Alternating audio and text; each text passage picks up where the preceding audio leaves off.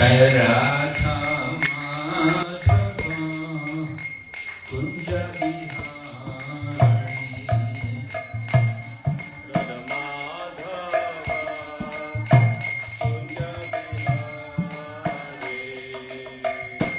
Jaya Radha Madhava Kunja Bihari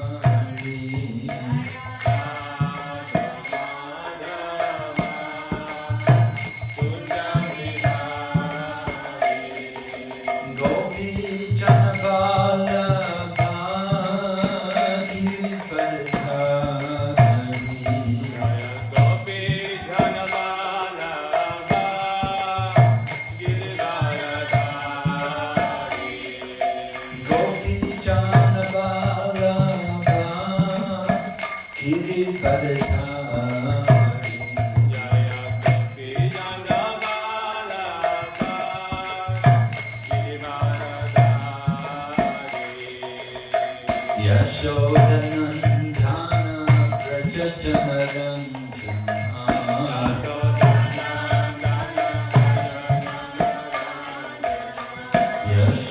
Yashodanandana Prajajanaranjana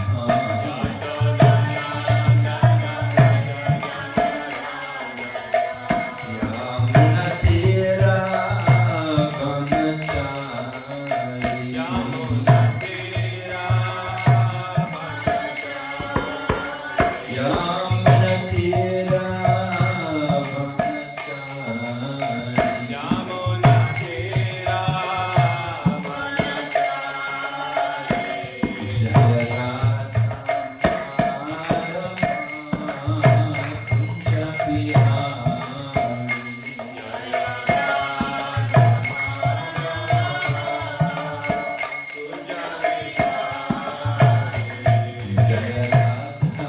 Madhava Kunja Bihari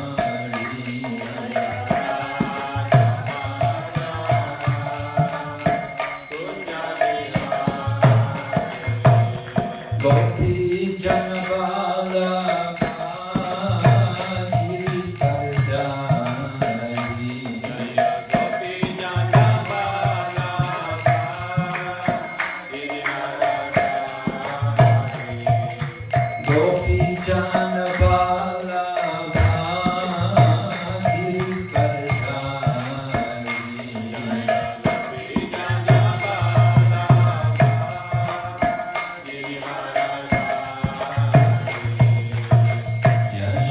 Yashodanandana Prajajanaranjana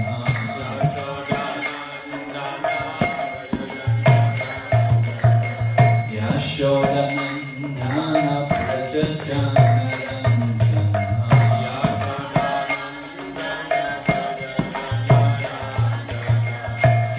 Yamunatira Vanachari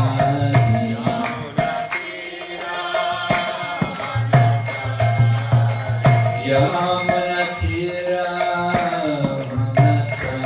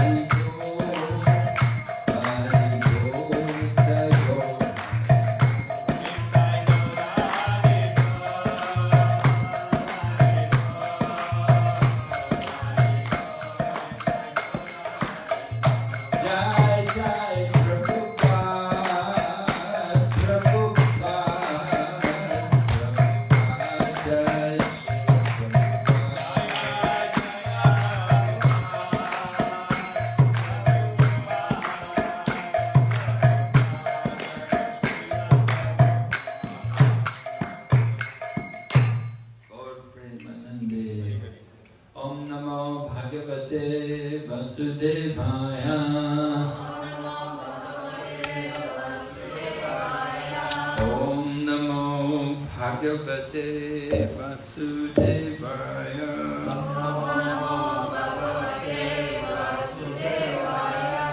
Om Namo Bhagavate Vasudevaya.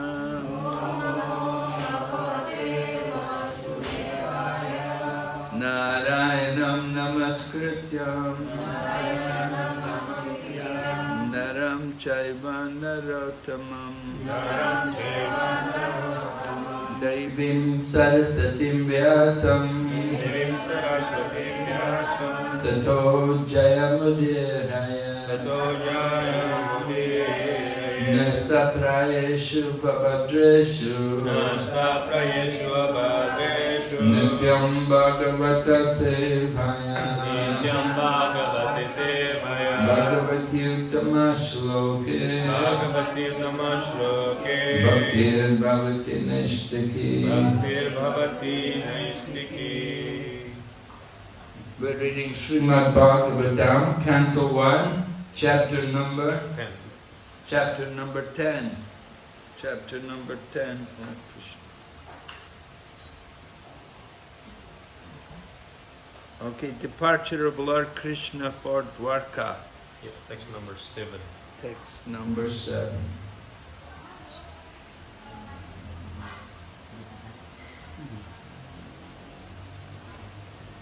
Kita membaca Srimad Bhagavatam skanda 1 bab 10 sloka nomor 7.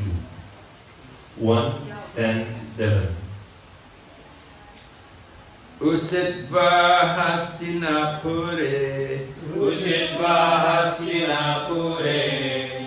Masan Katipayan Hari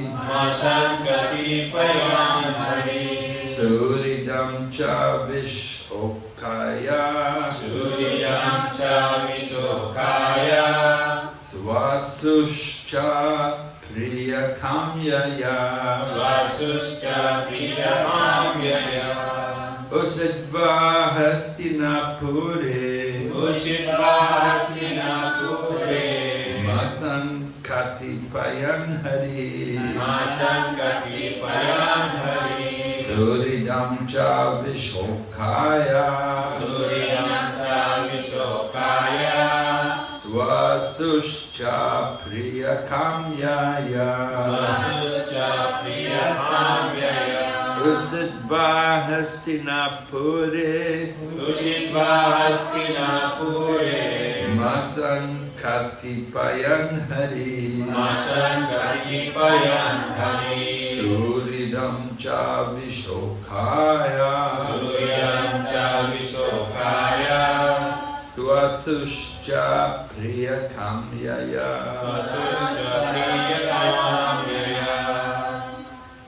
Ushitva Hastinapure Masan Katipayan Hari Suridam Cha Vishokaya Swasuscha Priyakamyaya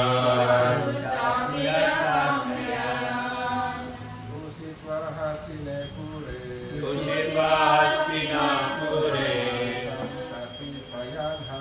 Masan Katipayan Hari Suridam Cha Vishokaya Swasuscha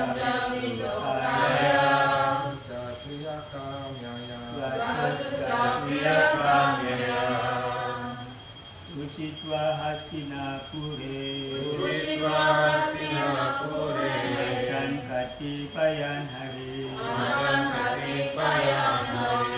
Suridam Cha Vishokaya Swasuscha Priyakamyaya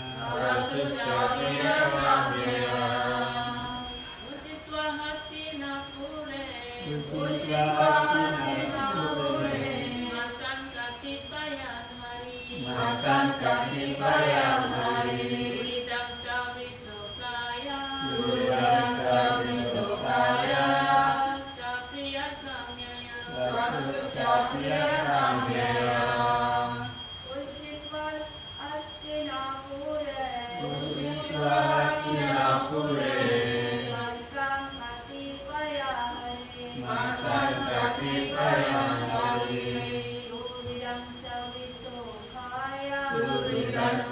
Sukaya Swasuca Priya Kamyaya Swasuca Priya Kamyaya Usitva Usitva staying Hastinapure Hastinapure in the city of Hastinapura. di kota Hastinapura. Masan months Berbulan-bulan. Katipayam Katipayan a few sedikit. Hare Hari Lord Shri Krishna Sri Krishna, Suridam Suridam, relatives kerabat, Cha Cha also juga, Vishokaya Visokaya for pacifying them. untuk memuaskan mereka. Swasu Swasu, the sister adik perempuan, Cha Cha and dan Priya Kamyaya Priya Kamyaya for pleasing. untuk menyenangkan. Translation: Sri Hari, Lord Sri Krishna, resided at Hastinapura for a few months to pacify his relatives and please his own sister Subhadra. Purport by Srila Prabhupada. Sri Hari Sri Krishna tinggal di Hastinapura selama beberapa bulan untuk menenangkan hati keluarganya dan menghibur hati adik perempuannya Subhadra. Krishna was to start for Dwarka, his own kingdom, after the battle of Kurukshetra, and Yudhisthira's being enthroned. But to oblige the request of Maharaj Yudhisthira and to show special mercy to Bhismadev, Lord Krishna stopped at Hastinapura, the capital of the Pandavas. The Lord decided to stay especially to pacify the aggrieved king, as well as to please Subhadra, sister of Lord Sri Krishna. Subhadra was especially to be pacified because she lost her only son, Abhimanyu, who was just married. The boy left his wife Uttara, mother of Maharaj Parikshit. The Lord is always pleased to satisfy his devotees in any capacity. Only his devotees can play the parts of his relatives. The Lord is absolute. Jelasan. Sri Krishna semula bermaksud untuk kembali ke Dwaraka, kerajaannya sendiri. Setelah perang Kurukshetra berakhir dan pasca dinobatkannya Yudhisthira sebagai raja. Namun, untuk memenuhi permohonan Maharaj Yudhisthira dan untuk memberikan karunia khusus kepada Bhismadeva, Sri Krishna berhenti di Hastinapura, ibu kota kerajaan para Pandava. Krishna memutuskan untuk tinggal di sana, terutama untuk menenangkan raja yang sedang berduka dan untuk menyenangkan hati Subhadra, adik perempuan Sri Krishna. Khususnya Subhadra yang harus dihibur karena ia kehilangan putra satu-satunya Abhimanyu yang baru saja menikah. Anak muda itu telah meninggalkan istrinya Uttara, ibu Maharaj Parikshit. Tuhan selalu berkenan untuk menyenangkan hati para penyembahnya dalam kapasitas apapun. Hanya para penyembahnya yang dapat berperan sebagai bagian dari sanak keluarganya. Namun Tuhan bersifat mutlak. Om Jnanatimirandasya Gyananjana Shalakaya Chaksurmilitam Yena Tasmai Shri Gurave Namah Shri Chaitanya Manobhistam Stapitam Yena Bhutale Swayam Rupa Kadamayam Dadati Swapadam Tikam Bandeham Shri Guru Shri Yata Padakamalam Shri Gurun Vaishnavamscha Shri Rupam Sakrajatam Sahagana Raghunatanditam Tam Sajivam Sadvaitam Savadutam Parijana Sahitam Krishna Chaitanya Devam Shri Radha Krishna Padam Sahagana Lalita Shri Vishakanitamscha.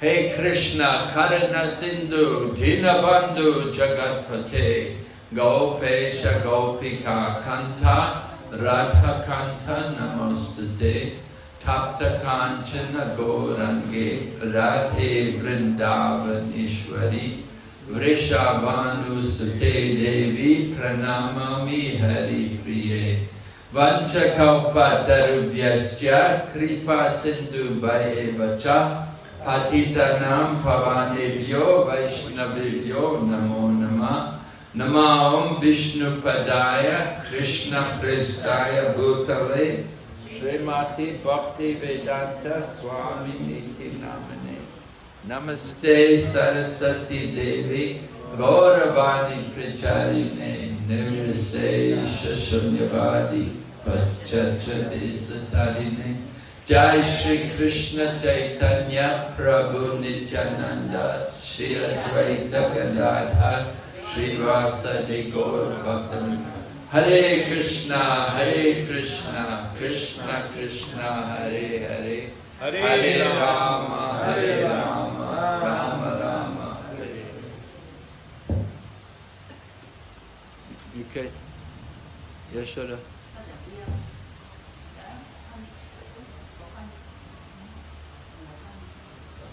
Nimai nitai.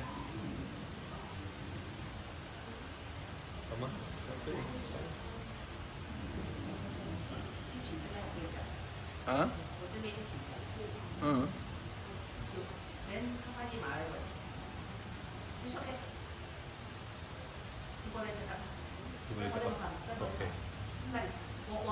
I will translate it in Malay.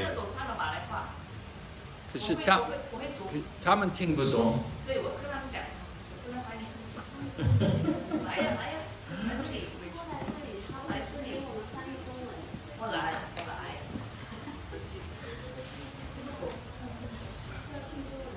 I think most people are speaking Chinese, so I will translate in Thai. It's okay. Alright, so we're hearing about Lord Krishna and how he has a very deep love for his devotees, and he really cares about his devotees. Kita mendengarkan mengenai Sri Krishna yang mana beliau begitu memiliki cinta kasih yang mendalam kepada para penyembahnya dan sangat memperhatikan para penyembahnya. After the battle of Kurukshetra, Lord Krishna was ready to go back to Dwarka, where his wives and his family were. Dan setelah Sri Krishna perang Kurukshetra itu berakhir, Sri Krishna telah bersiap untuk kembali ke Dwaraka untuk bertemu dengan istrinya dan permaisurinya yang lain. In all of his wives there in Dwarka, they all had families, and naturally he wants to go back and make sure that everybody's okay. Semua istri Sri Krishna berada di Dwarka dan dia memiliki keluarga dan semuanya sangat menantikan kabar dan kehadiran dari Sri Krishna. But when he was just about to leave, it was at that time that Uttara came running to him for help. Namun ketika dia ingin meninggalkan peperangan itu, setelah selesai perang tersebut, Hastinapura, dia kemudian akan berangkat dan Uttara kemudian datang mendekat. Ashwatthama had thrown the Brahmastra weapon at Uttara, and she was pregnant. She was carrying the child in her womb. Ashwatthama pada saat itu sudah bersiap-siap untuk memanahkan Brahmastra kepada Uttara, di mana pada saat itu Uttara sedang mengandung seorang putra. So that child, of course, is going to become Maharaj Parikshit, and he will become the ruler, and later on he will hear the Srimad Bhagavatam. Putra itu nantinya akan lahir sebagai Maharaj Pariksit, Dan dialah yang nantinya akan menjadi sosok yang mendengarkan pertama kali Srimad Bhagavatam ini. But here we're hearing about Subhadra, Lord Krishna's sister. How much Lord Krishna is concerned for her. Dan di sini kita mendengarkan mengenai Subhadra yang adalah saudari dari Sri Krishna dan betapa Sri Krishna sangat peduli padanya. Lord Krishna, of course, had other sisters, but Subhadra is a very dear sister to Krishna. Tentu saja Sri Krishna memiliki beberapa saudari, namun Subhadra adalah saudari yang begitu dicintai dan begitu dikasihi oleh Sri Krishna. She became the wife of Arjuna. Dia kemudian menjadi istri dari Arjuna. Arjuna, well, actually Lord Balaram, initially he was arranging for the marriage of Subhadra to Duryodhana. Dan pada awalnya sebenarnya Sri Balaram berusaha untuk merencanakan pernikahan Subhadra dengan Duryodhana. But Arjuna saw Subhadra and he was attracted to her. And Subhadra saw Arjuna and she was attracted to him. Namun Arjuna melihat Subhadra dan dia menjadi tertarik pada Subhadra. Begitulah sebaliknya Subhadra menjadi tertarik padanya.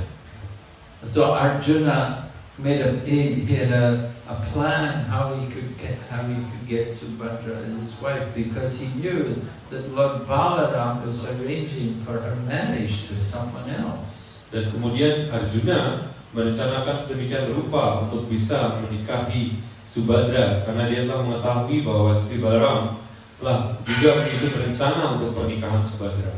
So Arjuna disguised himself as a Brahmana and grew a beard, and he was supposed to be doing austerity for the Chaturmasya.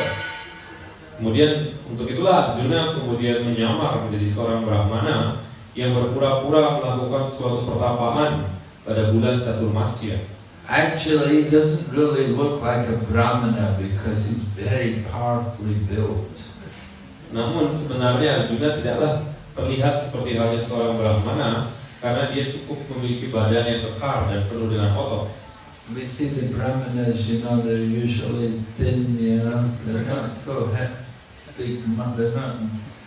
Kita melihat seorang Brahmana umumnya berbadan kurus dan tidaklah kekar penuh dengan otot. And also, Kshatriyas, when they speak, they have a very powerful way of speaking. They speak with a lot of authority. Begitu pula para ksatria, mereka memiliki suatu kemampuan dalam berbicara yang penuh dengan otoritas, bisa mengatur dan memerintah. It's called Ishvara Bhav, the power to control people.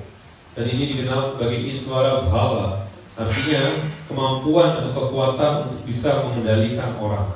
So Arjuna, because he's a Kshatriya, he had that power in his voice, that you will feel, you have to do whatever they say. Dan Arjuna karena adalah seorang ksatria, dia memiliki kemampuan itu, sehingga ketika orang-orang mendengarkan apa yang dia sampaikan, orang-orang dengan seketika ingin untuk melakukan dan patuh pada apa yang diperintahkannya. Sometimes, when we were in school, we had some teachers like that. They were really powerful. They would speak, so much authority that, I have to do what they're saying. Dan di sekolah kadang-kala kita punya guru yang seperti itu, yang berbicara dengan begitu tegasnya, sehingga orang-orang dengan segera ketika itu juga menjadi patuh dan mematuhi apa yang diperintahkan. And policemen and soldiers generally, they have that kind of voice, that they speak with authority and they control people. Dan ksatria itu juga penuh dengan rasa kedermawanan dan mereka memiliki otoritas yang begitu kuat yang mampu membuat orang-orang menjadi tunduk dan patuh. But Arjuna, he's a Kshatriya, he's a Maharathi, that he's very powerful. Dan Arjuna adalah seorang ksatria, seorang Maharati, sehingga dia begitu perkasa. And as the Kshatriya, they carry weapons, they carry their bow and their swords, their bodies are marked where they carry their weapons. Dan para ksatria mereka membawa senjata sehingga badan mereka begitu kekar dan begitu kuat untuk membawa senjata tersebut. And Arjuna's dressed like a brahmana, puts on a simple dress, cloth, some plain cloth, covers himself with some cloth, and he comes as a brahmana, and he's growing his beard because he's doing austerity. Dan Arjuna kemudian berpakaian sebagai seorang brahmana dengan kain yang menutupi badannya dan kemudian melakukan suatu pertapaan. So at one point it came time to break his fast, and he was invited into the palace at Dwarka to take food. Dan suatu ketika di saat di mana mereka merencanakan untuk berbuka puasa yang mereka lakukan, mereka kemudian diundang ke Dwaraka untuk melakukan suatu acara pesta di sana. So at that time Arjuna took the opportunity to kidnap Subhadra. Dan pada saat itulah Arjuna kemudian mengambil kesempatan untuk menculik Subhadra. And Balaram was so angry. Oh, the rascal is cheated. He's Arjuna. This guy, he cheated us. And Balaram was so angry. Dan Balaram begitu marah dan begitu murka dengan apa yang dilakukan oleh Arjuna. Oh, Arjuna dia begitu culas dan begitu jahat. Dia telah menculik Subhadra dengan berbagai tipu daya yang dia miliki. He's taken our sister away. I wanted her to marry. I arranged for her to marry another person. He's taken her away for his own wife. And this way, he was very upset with Arjuna. But Lord Krishna pacified Balaram and said, no, come on.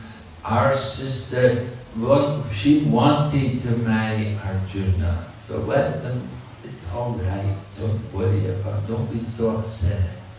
Dan kemudian Krishna berusaha untuk menenangkan Sri Balaram. Oh Balaram, janganlah marah.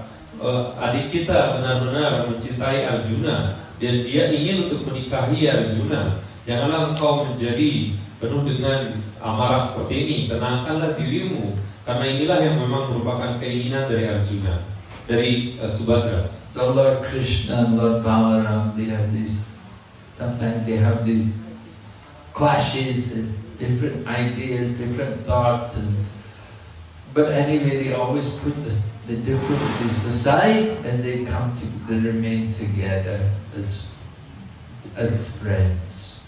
Dan Balaram kadang-kala memiliki pertikaian dengan Sri Krishna, namun pada akhirnya dia akan mengesampingkan pendapatnya dan keinginannya, dan seketika itu kemudian akan mematuhi dan mengikuti apa yang diinginkan oleh Sri Krishna. Sometimes Balaram is giving instructions and telling Krishna, and sometimes Krishna is telling Balaram. Terkadang Balaram yang memberikan instruksi kepada Sri Krishna, dan terkadang Sri Krishna memberikan instruksi kepada Balaram. Just like when Krishna wanted to kidnap Rukmini, he had to fight Rukmini's brother, because Rukmini wanted to arrange Rukmini's marriage to someone else. Seperti halnya ketika Krishna merencanakan untuk menculik Rukmini, karena saudaranya Rukmini ingin untuk menikahkan Rukmini kepada orang yang lain. Rukmini came after Krishna and he fought with Krishna and Krishna defeated him, but he didn't kill him because Rukmini was, he'd taken Rukmini for his wife, so he doesn't want to kill her brother. Dan pada saat itu Krishna mengalahkan Rukmini, tapi dia tidak membunuh Rukmini karena dia ingin menikahi Rukmini, sehingga dia tidak ingin untuk membunuh saudara iparnya nanti. Your wife wouldn't like that. If you kill the brother, that would not be very pleasing to the wife. Dan istrinya, jadi Rukmini, tidak akan merasa senang jika saudaranya kemudian dibunuh oleh suaminya. So anyway, Lord Krishna just cut off some of his hair and disfigured him. Oleh karena itu Krishna kemudian memotong beberapa bagian dari rambut Rukmi pada saat itu. And then Lord Balaram comes along, and Lord Balaram saw Rukmi with all his hair cut off and put in a disfigured form. And Lord Balaram said to Krishna, "How could you do this to your brother-in-law, Krishna? This is not very nice." Dan kemudian Balaram melihat kondisi bagaimana Rukmi telah dipotong rambutnya dengan compang-camping seperti itu. Dan Balaram kemudian berkata, "Bagaimana mungkin engkau melakukan hal seperti ini kepada saudara iparmu, wahai Sri Krishna? Ini tidaklah terlihat baik." So Lord Balaram, he has that power. He's the older brother. He's Dauji, the older brother, so he can sometimes chastise Krishna. Dan Sri Balaram, beliau adalah kakak Sri Krishna dan beliau memiliki kekuatan dan kekuasaan itu. Beliau adalah Dauji, sehingga kadang-kala beliau berwenang untuk memarahi Sri Krishna. But long time after that, there was another marriage arranged, and it was the marriage. Krishna's grandson was getting married to someone, and Rukmi was also there at the wedding, and it happened that Rukmi challenged Lord Balaram to a game of dice. Dan pada saat selanjutnya, suatu ketika Krishna ingin menikahkan cucunya, dan pada saat itu Rukmi juga hadir dan ingin untuk menantang Sri Balaram dalam permainan dadu. Oh, maybe it was chess, not dice. They were going to play chess. Mungkin ini bukan permainan dadu, ini adalah permainan catur, karena begitu banyak orang senang bermain catur. So they, the Kshatriyas, they like to gamble these things, and they gamble, and they bet their money, and they bet their whole kingdom sometimes. And they like to gamble, especially if you win, you can win a lot of money. Dan para ksatria senang untuk melakukan perjudian ini. Terkadang bahkan mereka kemudian mempertaruhkan segalanya, segala kerajaannya. Jadi terkadang seorang ksatria bisa mendapatkan hasil yang begitu besar dari proses perjudian ini. So Balaram and Rukmi were playing chess, and initially the wager was 100 gold coins, and then after that, then it became 1,000 gold coins, then it became 100,000 gold coins, and like that. As they went on, they kept increasing the amount they're going to bet. Dan seperti itulah Balaram kemudian bertaruh dan melawan Rukmi memainkan catur itu. Di awal dia hanya melakukan pertaruhan 10.000 koin emas, kemudian meningkat menjadi 100.000 koin emas, dan kemudian meningkat lagi. So the first couple of matches, Lord Balaram lost, but then he started to win.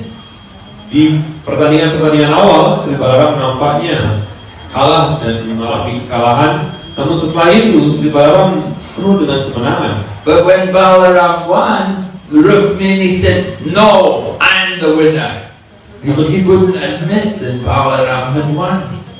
Namun ketika Balaram pada akhirnya telah berhasil memenangkan semua taruhan itu, Rukmini kemudian berkata, "Oh tidak, saya tidaklah mengakui kemenangan itu. Dan tentu saja saya tidak akan memberikan uang untuk kemenangan dari Balaram itu." And Rukmi had a lot of friends there, and they all said, "Yes, you're the loser, Balaram. Rukmi is the winner." Dan oleh karena itulah kemudian Rukmi memiliki banyak kawan di sana, dan Rukmi beserta kawan-kawannya semuanya berteriak, "Ya, kitalah yang menjadi pemenangnya. Kamilah yang menang. Rukmilah yang merupakan pemenangnya." And even a voice from the sky, a divine voice from the sky said, "Balaram is the real winner." Namun suara dari angkasa kemudian berkata dengan begitu lantang, Balaramlah yang merupakan pemenang yang utama. But they were, "No, Rukmi is the winner." Namun mereka semua tetap bersikeras, tidak, Rukmilah yang menjadi pemenangnya. So they had another match, a very huge amount of gold coins, and then Balaram won again. But again Rukmi said, "No, I'm the winner." Dan kemudian mereka kembali melakukan perjudian itu, pertandingan itu, dan Balaram kembali menang. Namun kembali Rukmi pada saat itu menyatakan, "Tidak, sayalah yang sebenarnya pemenangnya." So Lord Balaram took his club and he smashed the head of Rukmi. Pada akhirnya Sri Balaram mengambil dadanya dan memukul kepala dari Rukmi dan membunuhnya.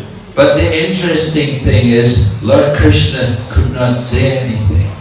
Namun hal yang menarik adalah Sri Krishna tidak bisa mengungkapkan sepatah kata pun. It was a difficult situation because if he says anything, then his wife will not be happy with him. Jadi itu adalah suatu kondisi yang sangat sulit, karena jika dia menyampaikan sesuatu, maka istrinya akan tersinggung dengan apa yang dia sampaikan. You know, like Lord Krishna was to tell Balaram, "Oh, you did very good, Balaram. You killed that Rukmini." Then Rukmini would not be pleased because that's her brother. Jika Sri Krishna memberikan pujian kepada Balaram karena telah membunuh Rukmi, maka Rukmini tidak akan menjadi bahagia karena Rukmi adalah saudara dari Rukmini.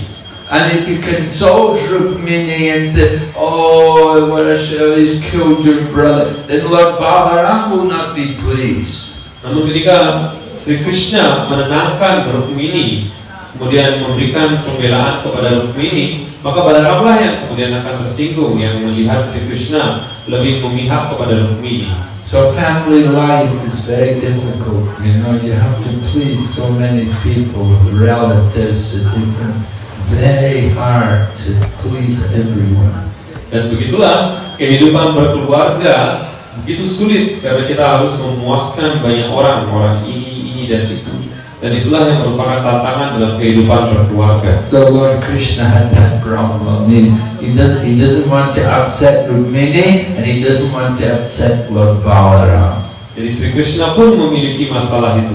Bagaimana Sri Krishna tidak ingin menyinggung perasaan Rukmini dan juga tidak ingin membuat marah Sri Balaram. So what does he do? He just keeps quiet. Don't say anything. Don't take any sides. Lalu apa yang dilakukan oleh Sri Krishna? Dia tidak melakukan apapun, dia tidak memihak pada satu pihak dan tidak menyampaikan apapun. And in family affairs, there's always politics. Whose side are you on? Are you on my side or are you on her side?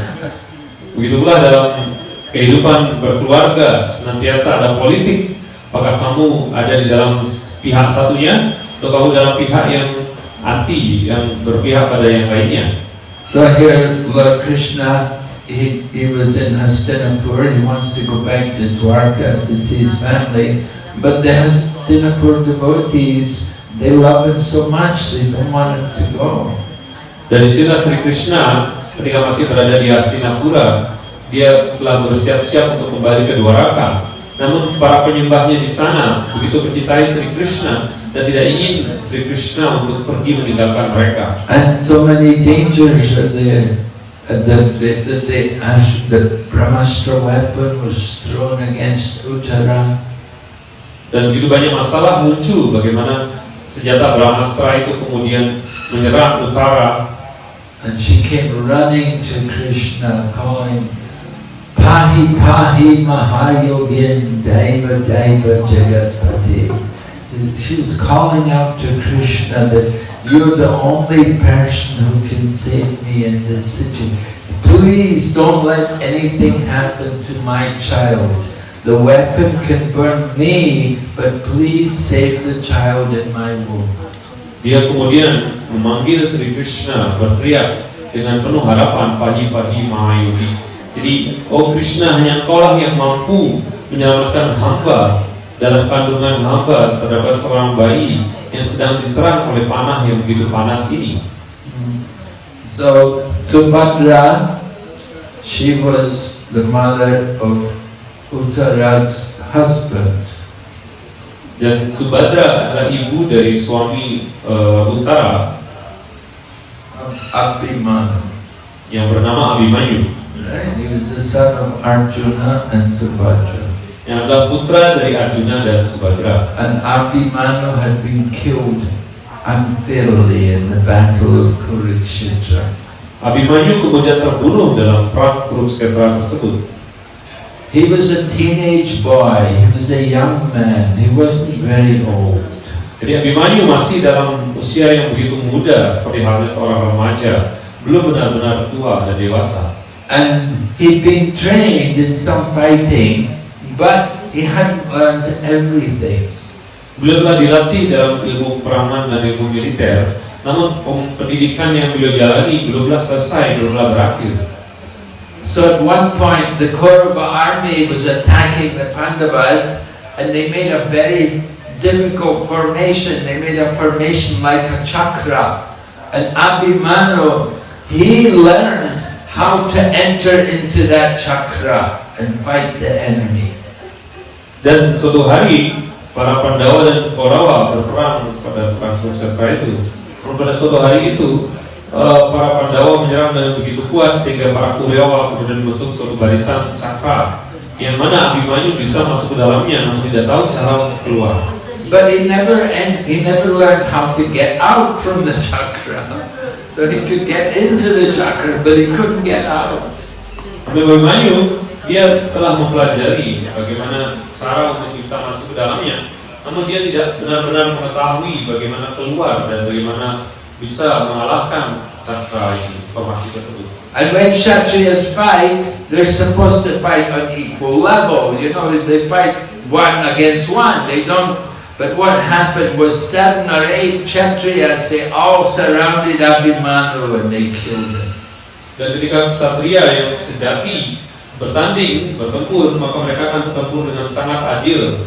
Semestinya mereka bertempur 1 lawan 1. Namun di sini Abhimanyu dia sedang dikeroyok dengan berbagai banyak banyak orang di sana. Actually, Abhimanyu, he was the son of the sun god, and he was taken to take part in Krishna's Leela. He was there with the Pandavas. He'd taken birth as the son of Arjuna.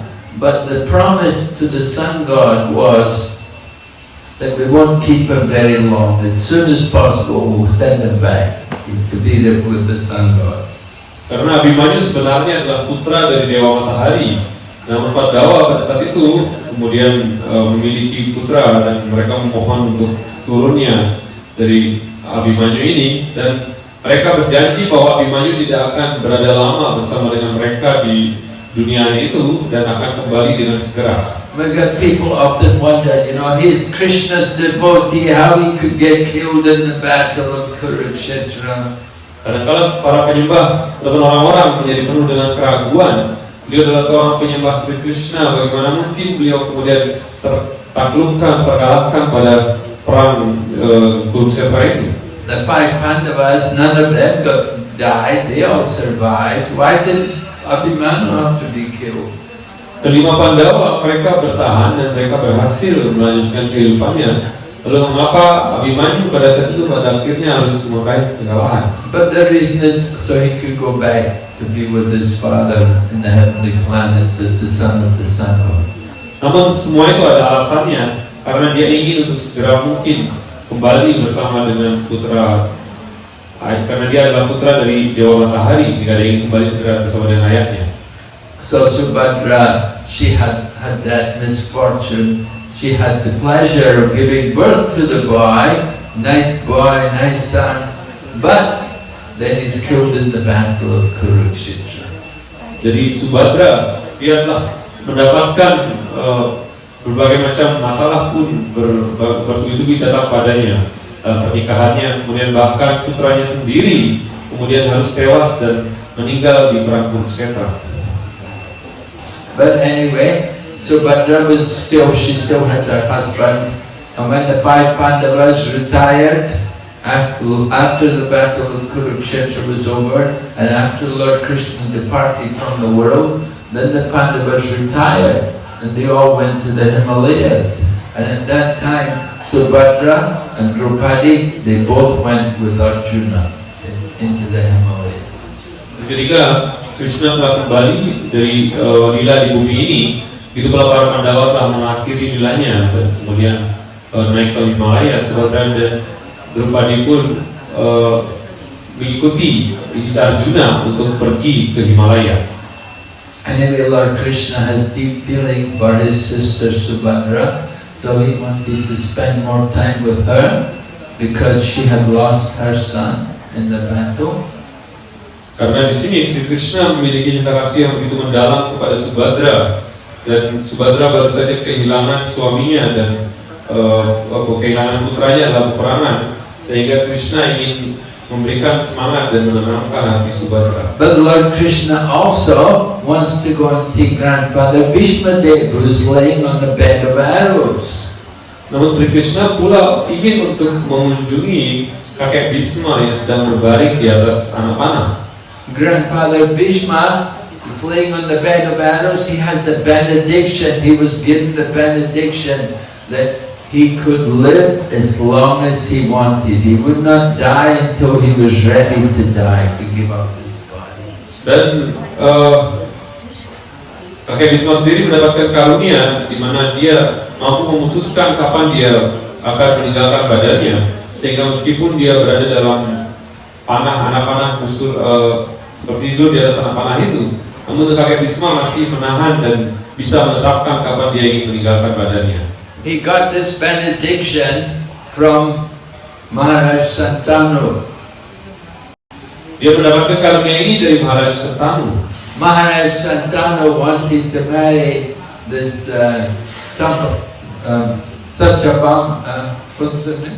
Satyavati. Pada saat itu Maharaj Santanu ingin untuk menikahi yang bernama wanita yang bernama Satyavati. First of all, you see, Maharaj Santanu had been with Ganga. Sebelumnya Maharaj Santanu telah menikah dengan ibu Ganga. And Bhishma was one of the sons from Ganga. Dan Bhisma adalah putra salah satu dari mereka yang adalah Ganga dan Maharaj Santanu. But Ganga, you see, Bhishma, he is one of the 8 Vasus, and the 8 Vasus had all been cursed to take birth on the earthly planets. So the Ganga, she married Maharaj Santanu so that she could give birth to the 8 Vasus, and as each one was born, she'd throw them into the Ganga. Dan Ganga dia kemudian menikah dengan Maharaj Santanu sehingga dia bisa melahirkan para ke-8 putra Wasu itu, dan setiap putra Wasu itu lahir dia kemudian membuangnya ke sungai Ganga. So after they take birth from the womb of Ganga, they become a human on the earth. Then she threw them into the Ganga, so the child dies, but then the soul can go back to heaven again to be one of the 8 Vasus. Karena setelah dia lahir dari kandungan ibu Ganga dan kemudian dibuang ke dalam air Ganga oleh ibu Ganga sendiri, dia kemudian bisa mendapatkan badan untuk kembali menjadi para Wasu. But Maharaj Santanu didn't like to see Ganga throw all the children in the Ganga. So when it came to the final child, he said, no, I want this, don't throw this child into Ganga. I want to keep, he should stay alive. Namun ketika pada akhirnya putra ke-8 ini dari Ganga yang merupakan salah satu Wasu ini ingin dibuang oleh ibunya, pada saat itu Maharaj Santanu dengan bersikeras, jangan dibuang putra satu ini. So this way Bhishma grew up, and he saw his father wanted to, because Bhishma left him after these children had all been born, she left him. And so Maharaj Santanu wanted a wife, and he saw this Satyavati, and he thought she would make a nice wife for her. He was attracted to her, but her father said, no, I don't want my daughter to marry you because you already have a son. The son, of course, was Bhishma. Dan pada saat itu, kemudian ketika para Santanu menginginkan agar Bhishma tidak dibunuh dan dia kemudian diizinkan dulu hidup, namun seketika itu dia kemudian pergi. Para Santanu kemudian ingin untuk menikahi Satyavati. Namun ayah dari Satyavati bersikeras untuk menolaknya karena dia telah mengetahui bahwa Maharaj Santanu telah memiliki seorang putra yakni Bhishma. So, the father has the eldest son will get the right to the kingdom of the father.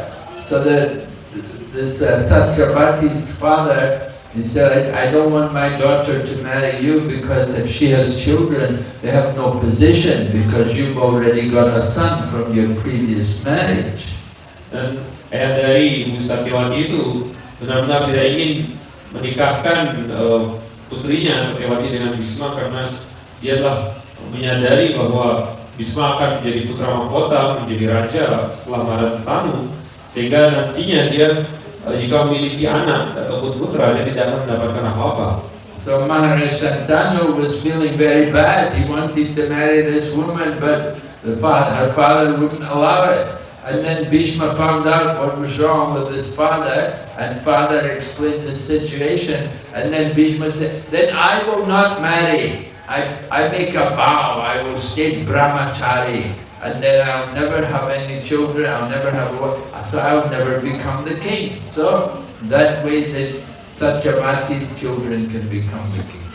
Dan Bhishma melihat kondisi ayahnya yang tidak bisa menikah dengan Satyavati, dia menjadi begitu ayahnya menjadi begitu sedih, dan pada akhirnya Bhishma mengetahui penyebab dari mengapa ayahnya bersedih, dan dia kemudian menghadap pada ayahnya dan kepada Ibu Satyavati dan menyatakan bahwa aku tidak akan menerima kekayaan dan menjadi raja, dan akan menyerahkan semua ini kepada putra dari Ibu Satyavati. So because Bhishma made that vow that he would stay brahmachari, you can see where are the brahmacharis? We don't have any brahmacharis today. Very difficult for people to take a vow to be brahmachari. Dan pada saat itu Bhishma kemudian menyatakan bahwa dirinya akan menjadi brahmachari dan menyerahkan diri seperti itu untuk menjaga tidak memiliki keturunan. Dan pada zaman ini sangatlah sulit ditemukan mereka yang berkenan untuk menjadi brahmachari. So Santanu, he gave him the benediction that you will live as long as you like, but only when you're ready to die will you give up your body. Oleh karena itu, Maharaj Santanu kemudian memberikan karunia kepada Bhishma bahwa engkau akan bisa hidup sepanjang waktu yang engkau inginkan, dan hanya akan meninggalkan badan jika engkau telah memutuskan dan memilih untuk akan meninggalkan badanmu. So Bhishma been fighting in the battle of Kurukshetra, and he's fighting against Arjuna, against the Pandavas. He's on the side of the Kauravas, and his body's become full of arrows. Arjuna filled the body of Bhishma with arrows, and grandfather Bhishma's. Dan pada saat itu Bhishma kemudian pada akhirnya di perang Mahabharata dia harus melawan para Pandawa, bahkan melawan Arjuna, dan pada akhirnya Arjuna kemudian membuat Bhishma badannya dipenuhi dengan anak panah, dan pada akhirnya Bhishma kemudian tergeletak di atas anak panah itu. Bhishma's laying on the bed of arrows, and he's waiting for the auspicious time to leave the body. Bhishma kemudian terbaring di atas anak panah itu, dan dia kemudian menunggu waktu yang tepat untuk bisa pulang kembali. Of course, the auspicious time was when Lord Krishna comes there. Dan saja waktu yang penuh dengan keberuntungan dan waktu yang tepat itu adalah saat di mana Sri Krishna kemudian hadir di sana. So, Lord Krishna, he was in Hastinapur, and he has to go and see Bhishma Dev who's laying on the bed of arrows at Kurukshetra. And Lord Krishna will go there, and Bhishma will offer his prayers to Lord Krishna before he departs from the world. Dan dengan demikianlah Krishna kemudian mengunjungi kakek Bhishma yang sedang terbaring di atas anak panah itu, dan setelah melihat Krishna barulah kemudian Bhishma memutuskan untuk meninggalkan badannya dan kembali ke dunia rohani. So Lord Krishna is so much obliged to his devotees because they've given everything for Lord Krishna. Krishna is their everything. They just want. Dan Krishna benar-benar merasa sangat berhutang dan ingin untuk membalas apa yang telah dilakukan oleh penyembahnya, karena penyembahnya telah berkeinginan dan benar-benar memiliki tekad untuk mempersembahkan segalanya kepada Sri Krishna. And Lord Krishna wants to repay them because they've given so much for Krishna. Dan Sri Krishna pun ingin untuk membayar apa yang telah dilakukan oleh para penyembahnya, terutama mereka yang telah memberikan hal yang begitu besar dan perhatian yang begitu besar kepada Sri Krishna. Lord Krishna has made this promise in the Bhagavad Gita. He says, "Ye yatamam prapadyante tams tathaiva bhajamyaham." As you surrender to me, I reward you accordingly. Dan Sri Krishna telah memberikan janji ini, pernyataan ini dalam Bhagavad Gita, di mana Sri Krishna berkata, sebagaimana engkau menyerahkan diri kepadaku, maka aku akan memberikan karunia kepadamu sesuai dengan penyerahan diri tersebut. If we think of Lord Krishna 10 minutes a day, then Krishna will think of us also 10 or 11 minutes a day. Jika kita berkeinginan untuk memikirkan, mengingat Sri Krishna 10 menit saja dalam sehari, maka Krishna juga akan ingat kepada kita 10 atau 11 menit sehari. But we see at the end of the Bhagavad Gita, Lord Krishna said, Sarva Dharma Pariyashna Mami Kamsha. He said, just give up everything and surrender to me, and I will free you from all sinful reactions. Do not fear. Namun pada akhir dari Bhagavad Gita, Krishna kemudian menyatakan bahwa tinggalkanlah segala macam dharma dan serahkan diri kepadaku, dan lakukanlah ini dengan begitu sungguh-sungguh, dan engkau akan bebas dari segala ketakutan. So Lord Krishna promises to deliver the devotees who give everything for him. Jadi Sri Krishna telah berjanji untuk bisa memberikan kebebasan dari segala dosa kepada para penyembahnya dan untuk menyelamatkan secara langsung para penyembahnya tersebut. Of course, he got a problem for some time with the gopis because the gopis had given so much for Krishna that Krishna could not repay them. Dan tentu saja kita telah mengetahui bagaimana para gopi telah melakukan begitu banyak hal kepada Sri Krishna, mempersembahkan dengan sepenuh hatinya kepada Sri Krishna, sehingga bahkan Krishna pun menyatakan bahwa dia tidak akan bisa membayar apa yang telah dilakukan oleh para gopi. Lord Krishna said, "Na parayaham," that I cannot repay you for what you have done for me. Dan Krishna kemudian menyatakan, "Na parayaham," aku tidak akan bisa membayar atau membalas terkait dengan apa yang telah kau lakukan kepadaku. Because the gopis gave up all of their attachment, all of their dealings with their family and relatives. They gave up everything just to go and serve Krishna. Karena para gopi telah meninggalkan segala ikatan keluarganya, kewajiban kepada keluarganya, kepada saudaranya, pada yang lain-lainnya, hanya untuk bisa datang kepada Sri Krishna. And these things are very difficult to give up in the material world. Namun hal ini adalah suatu hal yang sangat sulit untuk bisa dimengerti dan dilakukan pada orang-orang di zaman di dunia material ini. But that's why Lord Krishna is so much indebted that he said, I cannot repay you. Dan oleh karena itulah Sri Krishna dengan begitu tegas beliau menyampaikan bahwa meskipun demikian aku tidak akan bisa membayar dan membalas apa yang kalian telah lakukan. So Lord Krishna is Bhakta Vatsala. He's not Jnana Vatsala or Karma Vatsala. He reciprocates with those who have loving devotion. Dan Sri Krishna beliau disebut sebagai Bhakta Vatsala, bukan Jnana Vatsala atau Karma Vatsala seperti itu. Karena beliau akan memberikan balasan, memberikan karunia, membalas sesuai dengan apa yang dimiliki sebagai bhakta, dipersembahkan oleh bhakta tersebut. We cannot attract Krishna just by fruitive activities or just by philosophical speculation. We have to develop some real devotion. Kita tidak bisa menarik perhatian Sri Krishna hanya dengan suatu kegiatan yang dimaksudkan untuk pahala ataupun hanya dengan melakukan suatu pertapaan semata. Namun kita hanya bisa menarik hati Sri Krishna melalui suatu pengabdian suci bakti. And because the Pandavas had so much deep devotion for Lord Krishna, that is why Lord Krishna wanted was more staying there in Hastinapur, even though he had his family and wives and children and so much opulence, but he was attracted by the pure love of the Pandavas. Dan Sri Krishna ingin untuk tinggal bersama para Pandawa lebih lama, karena Sri Krishna benar-benar tertarik dan benar-benar terpikat dengan cinta kasih yang murni yang diberikan oleh para Pandawa. And then there's also the loving relationship which is there with Krishna, between Krishna and his devotees, the deep loving exchange which his devotees have for him. How they're so attracted just to be with Krishna, and they cannot imagine to be separate from him.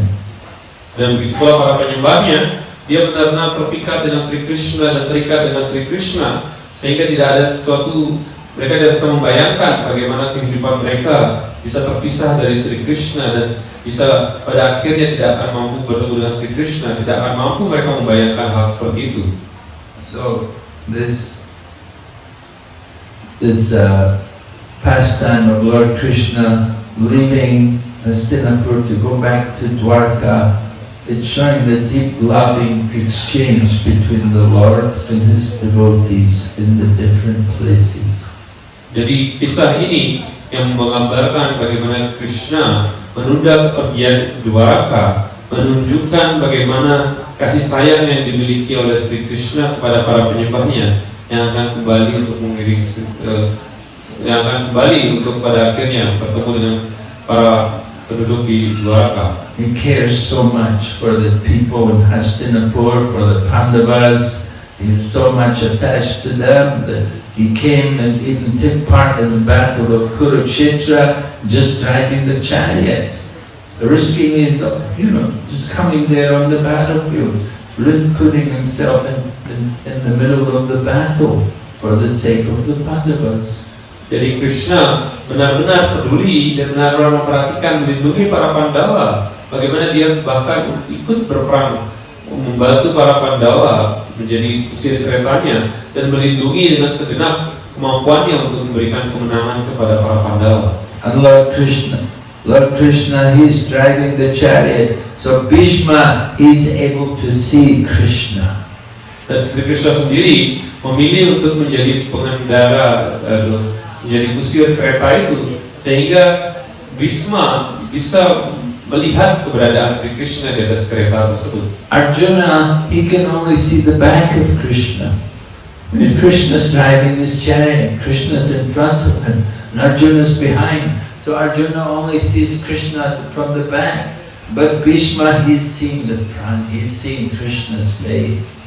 Jadi Arjuna sendiri bahkan hanya bisa melihat bagian punggung, bagian belakang dari Krishna, sedangkan Bhishma melihat Sri Krishna dari langsung dari depan keberadaan beliau, karena Bhishma berada berhadapan satu persatu dengan Krishna. So although Bhishma is on the enemy side fighting Krishna, he is more fortunate than Arjuna.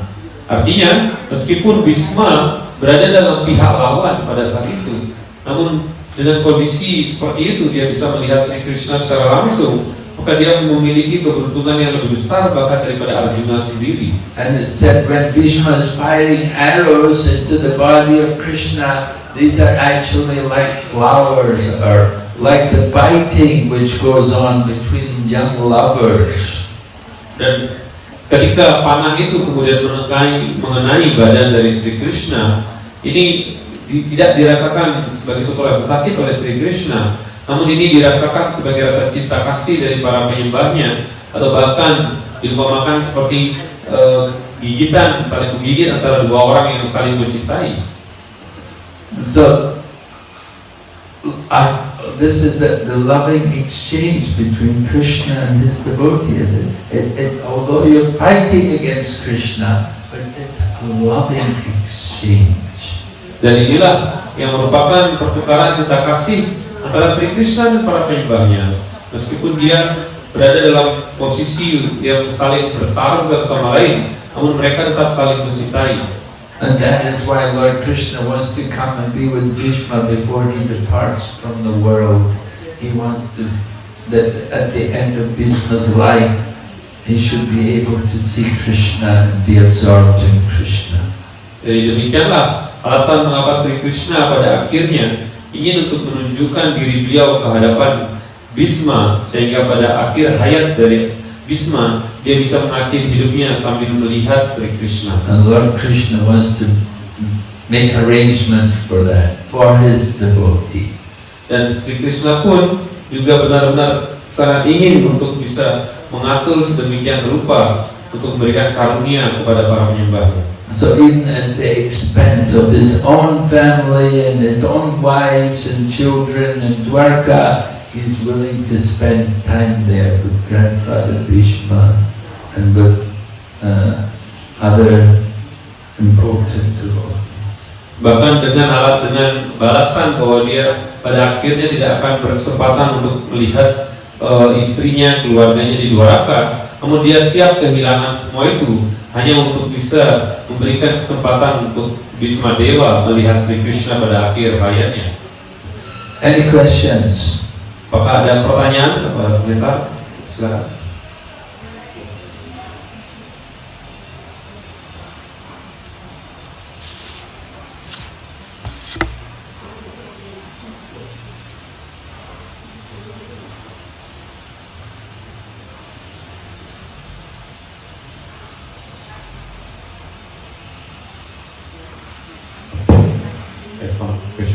Yes?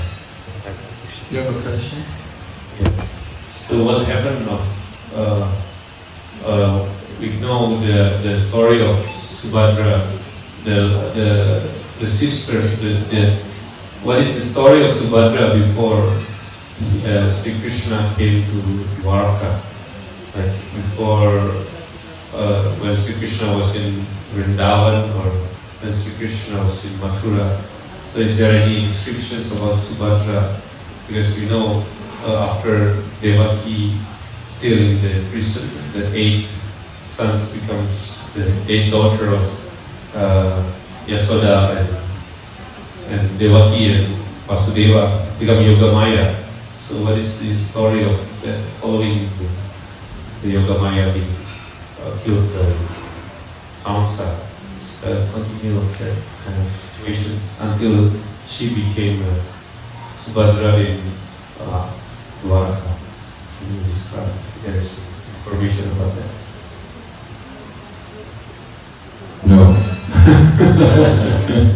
Very, very complex. We discussed this when we were studying the 10th canto of the Bhaktivedanta. We were discussing this about Subhadra. Her position is very difficult to resolve these things. And there are different statements by Sridhar Maharaj, Prabhupada's godbrother, Sridhar Maharaj and Keshava Maharaj and Prabhupada and Narayan Maharaj. They said different things, you know, and trying to put them together, very difficult. Jadi pertanyaan saya adalah terkait dengan Subhadra. Karena kita mendengar lila Subhadra setelah Sri Krishna berada di Dwaraka dan Sri Krishna kemudian menikahkan Subhadra dengan Arjuna. Bagaimana dengan kegiatan dari Subhadra? Uraian mengenai Subhadra sebelumnya ketika Krishna berada di Vrindavan ataupun ketika mereka berada di Mathura. Dan Maharaj menjawab sedikit uraian mengenai hal itu dan ada banyak yang belum jelas. Ada uraian dari saudara Sadguru Sridhar Maharaj, kemudian Srila Prabhupada dari Sridhar Maharaj dan juga uraian dari Narayan Maharaj dan lain sebagainya yang tidak memberikan suatu kesimpulan yang pasti dalam lila dari Subhadra. Yeah, the case of Subhadra. Very. Jadi ini adalah misteri dari Subhadra. Jagat Guru Swami, did you know Guru? There was one Prabhupada disciple. He took sannyas from Prabhupada as Jagat Guru Swami, and then he took sannyas again. He changed his name when he took from one of Prabhupada's godbrothers. I think it was Sridhar Maharaj. He changed his name to Nrsinga Maharaj. He was also Nrsinga. Jadi ada seorang murid dari Srila Prabhupada yang kemudian mendapatkan inisiasi dari saudara Sadguru Srila Prabhupada dan kemudian mengganti namanya menjadi Nrsinga Maharaj. So he wrote an article about this. He left ISKCON. He made his own temple, you know. Jadi Maharaj ini meninggalkan ISKCON dan mendirikan tempelnya sendiri dan menuliskan suatu kondisi mengenai Subhadra, suatu ulasan mengenai Subhadra. Yeah. So this is the article. Jadi beliau membuat sebuah artikel mengenai Subhadra Devi. There's a lot of quotes. Jadi ada begitu banyak kutipan pada artikel ini. From previous acharyas, we have quotes regarding Subhadra. Some stating she is Yogamaya, some that she is Bhakti Maya, and some that she is Bhakta Swarupa. The example, the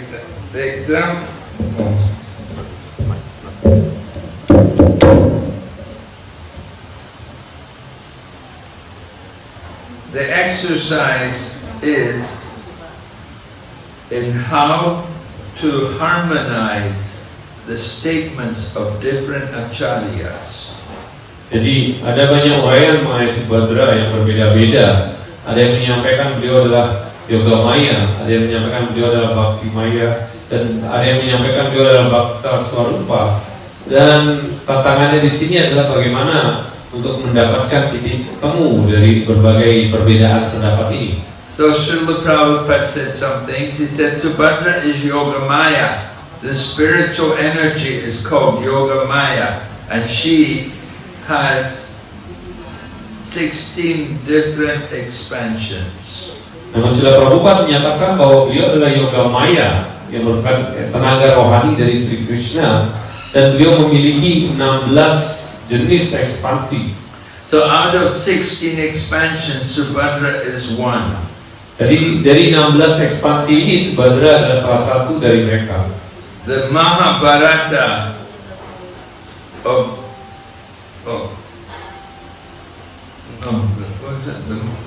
the Mahamaya, or the Mahamaya of the material energy is also expansion of the energy of Yogamaya. Jadi Mahamaya, energi di dunia material ini, juga merupakan ekspansi dari energi Yogamaya. And both Yogamaya and Mahamaya are equally important to Krishna. Dan baik itu Yogamaya dan Mahamaya, keduanya sama-sama penting sebagai dari hadapan Sri Krishna.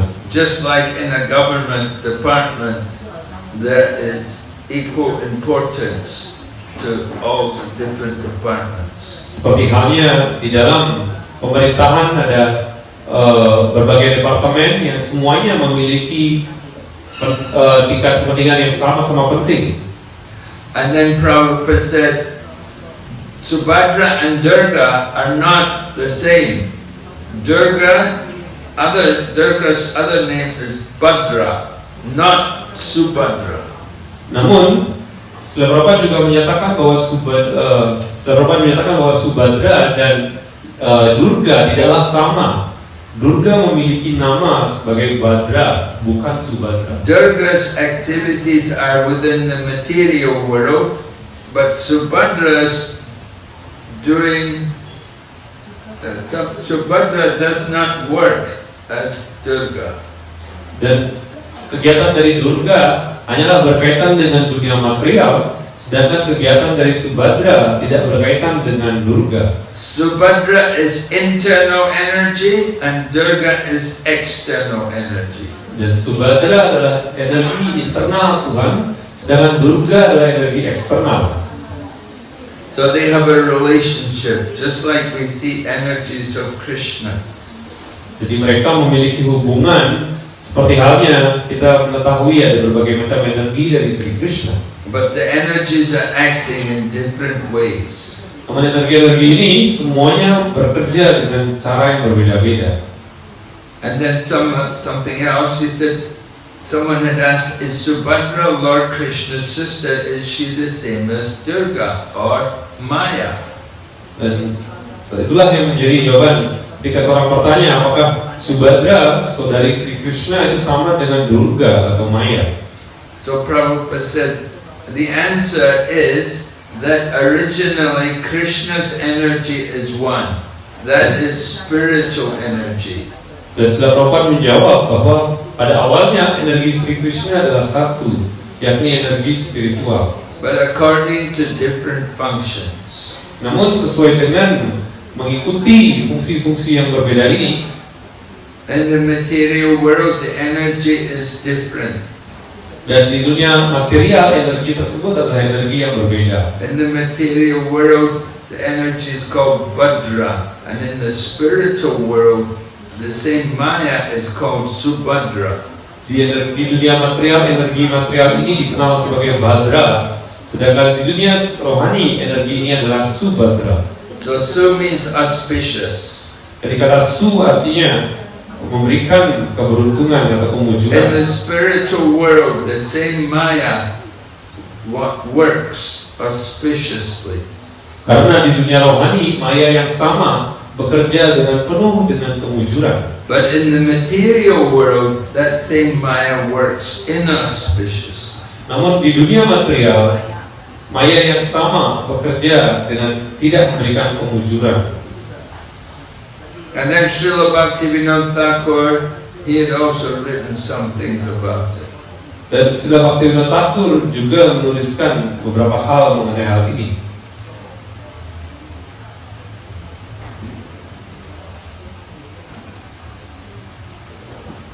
He said, in the middle room of the temple, there is an elevated seat on which sits 4 different forms: Jagannath, Baladev, Subhadra, and Sudarshan. Jadi di bagian tengah dari suatu buah tempel ada 4 wujud di sana yang berada di sana, yakni Jagannath, Baladev, Subhadra, dan Cakra Sudarsa. So according to Vedanta, God is one without a second. Berdasarkan Vedanta, tentu saja Tuhan itu adalah satu, tidak ada duanya. But He has infinite energies. Namun beliau memiliki energi yang tidak terhingga jumlahnya. But man perceives only these energies in God.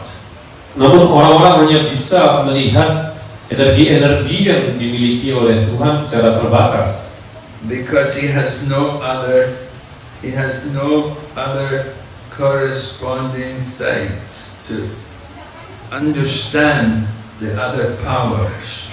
Karena orang-orang tidak bisa memahami dan tidak bisa memiliki kemampuan untuk mengerti energi lainnya dengan penuh dengan kesempurnaan itu. So Jagannath is an emblem of God, having no other form. Jadi Jagannath adalah lambang dari Tuhan sendiri yang merupakan raja yang tertinggi. They want to show that God sees and He knows and creates. Mereka ingin untuk ditegaskan kepada mereka bahwa Tuhan melihat semuanya, mengetahui semuanya, dan menciptakan semuanya. Lord Balaram is the Jiva Shakti of God. Namun Sri Balaram adalah jiwa sakti dari Tuhan. And Subhadra is the Maya Shakti. Sedangkan Subhadra adalah maya sakti dari Tuhan. Subhadra is also the energy of will. Dan Subhadra juga adalah energi yang memenuhi keinginan Tuhan. So then there's some quotes by B.R. Sridhar Goswami Maharaj, Prabhupada's godbrothers. Kemudian ada kutipan lain dari B.R. Sridhar Goswami Maharaj yang adalah saudara seguru dari Srila Prabhupada. And he says Subhadra represents the lila of Krishna. Dia menuliskan bahwa Subhadra menyatakan lila rohani dari Sri Krishna. She is there in Dwarka. Beliau ada di Dwaraka. She has got this administrative function. Beliau memiliki fungsi administratif di Dwaraka. But then he says Subhadra is not Yogamaya. Namun dia menyampaikan bahwa Subhadra bukanlah Yogamaya. Subhadra has got no mundane function. Subhadra tidak memiliki fungsi-fungsi material. So she is there in Dwarka Lila of Krishna. Sehingga Subhadra berada di lila Sri Krishna ketika beliau berada di Dwaraka. And Subhadra is said to be the representation of bhakti in general devotion. Dan Subhadra merupakan representatif dari bakti sebagai dalam pemahaman bakti secara umum. So Baladeva, Jagannath and Subhadra, Guru, Bhakti and Krishna. Jadi Jagannath, Baladev dan Subhadra melambangkan Jagannath melambangkan Krishna, Balaram sebagai guru dan Subhadra sebagai bakti. So the ultimate end, Jadi itu adalah Krishna adalah tujuan yang tertinggi the devotional process, dan Subhadra adalah proses bakti.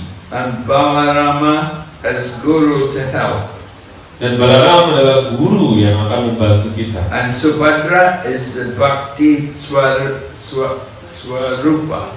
Dan Subhadra adalah bakti Swarupa, not Sakti or other Swarupa.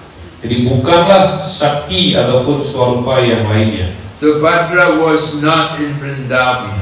She was born in Mathura. Jadi Subhadra tidak ada di Vrindavan karena dia lahir di Mathura.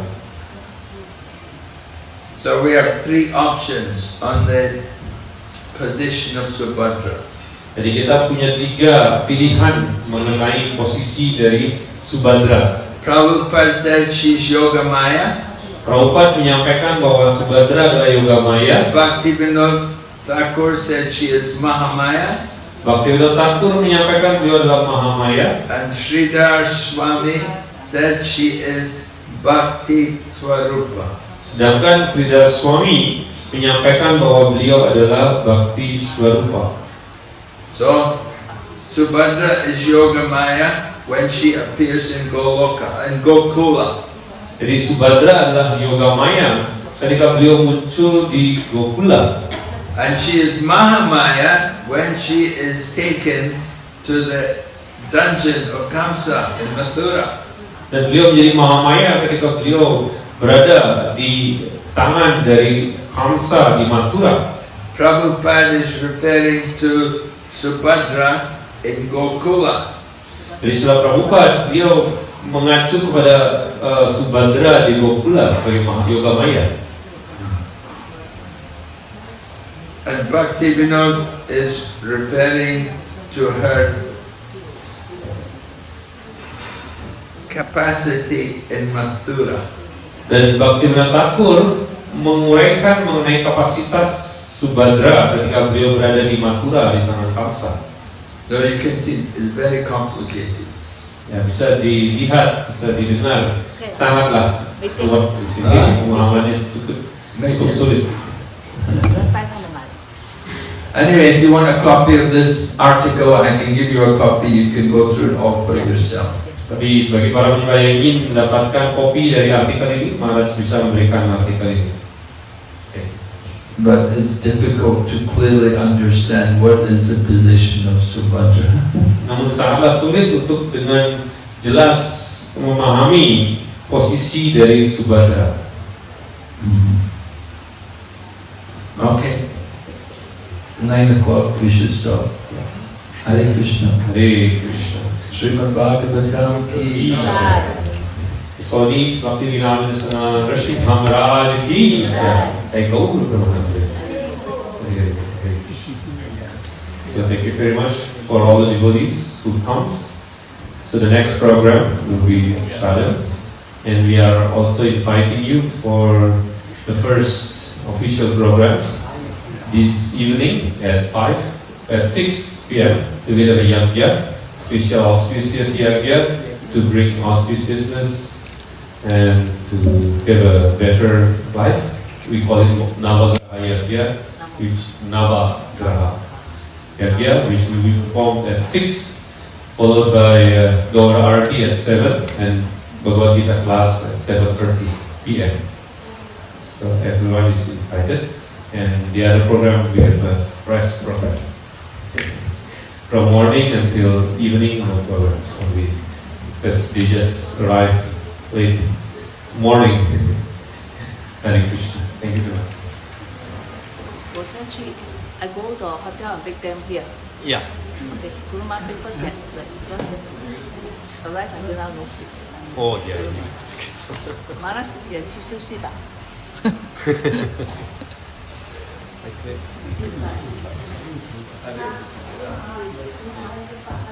Mataji, this is your microphone. Sadipin.